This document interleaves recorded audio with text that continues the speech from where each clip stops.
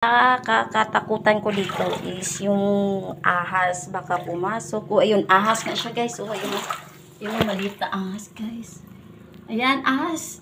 Hey! Yan yung sinasabi ko guys. Nakakatakot.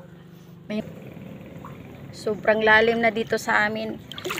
Ayan, yung taas ng tubig.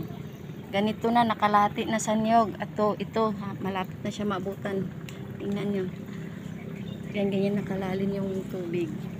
Ang kawawa lang dito. Bahay namin. Ayan.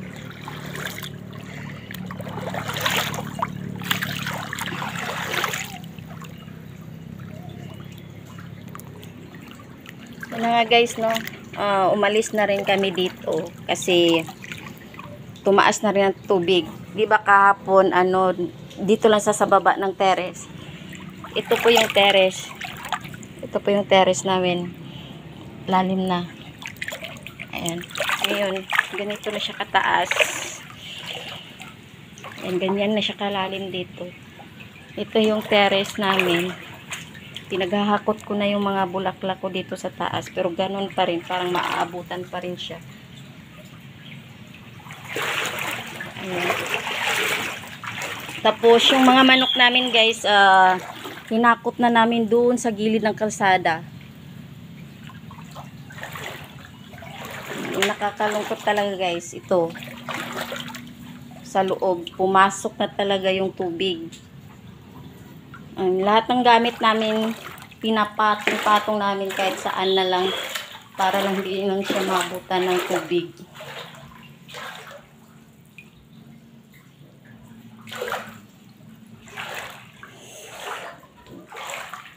So guys, kunti na lang siya guys, oh.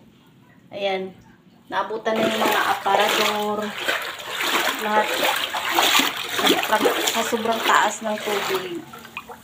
Inakyat ko na rin yung mga gamit sa taas.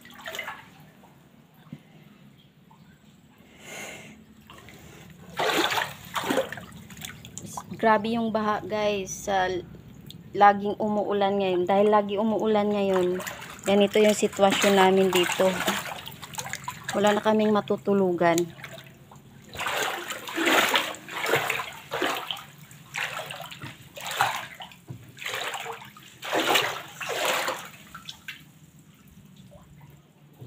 Ayan na yung mga gamit namin guys. O ayan, nakapatong na lahat. Pero, pag lagi pa rin ito umuulan, ayan, maabutan pa rin yan. Ganyan kataas yung higaan. Maabutan pa rin. Yung aparador yan, maabutan pa rin sa taas. Kanina umaga, sobrang lakas ng ulan. Sigurado ako tataas na naman ito. Yung signal namin, naaabutan na rin.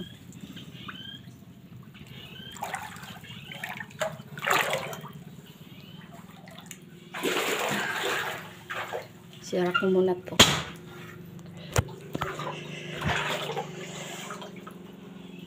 Nakakatakot dito guys. Ang pinakakatakutan ko dito is yung ahas baka pumasok. O ayun, ahas na siya guys. O ayun, yung maliit na ahas guys. Ayan, ahas. Hey! Yan yung sinasabi ko guys. Nakakatakot. May mga ahas talaga dito. Yan siya guys. Ahas! Lalabas na ako guys kasi natatakot ako sa ahas. Yan, maliit siya. Papasok yan dyan sa aparador guys. Sigurado. Aalis na rin ako dito kasi baka makagat pa ako dito. Lalo na yung mga guys. Yung mga ganyan Yan, mga gagamba sa tubig. Tapos yung mga liyupan. Yun yung mahirap. Kasi baka pumasok sa tainga. Yung mga bata talaga, inalis ko na dito. Sirado na tayo guys. Tatakot ako sa ahas.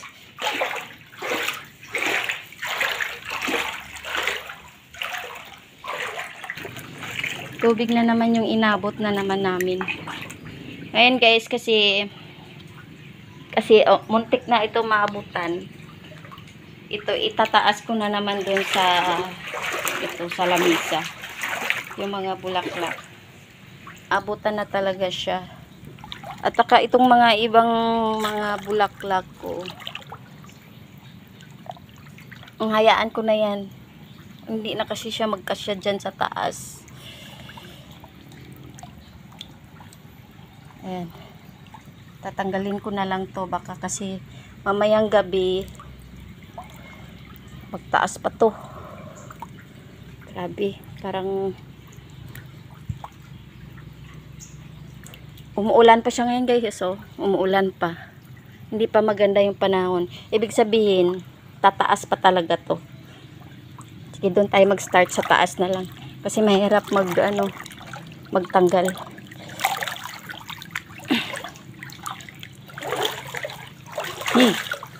Tatakot ako guys sa mga ahas na to.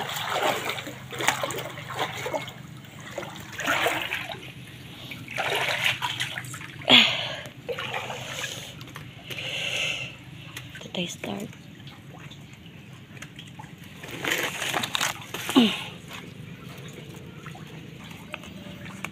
Sobrang hilig ko kasi sa bulaklak guys, kaya ito.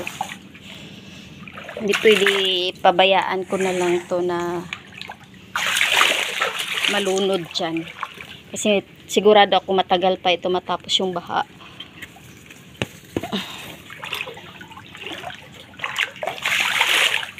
Adjustin na lang natin para magkasya sila lahat.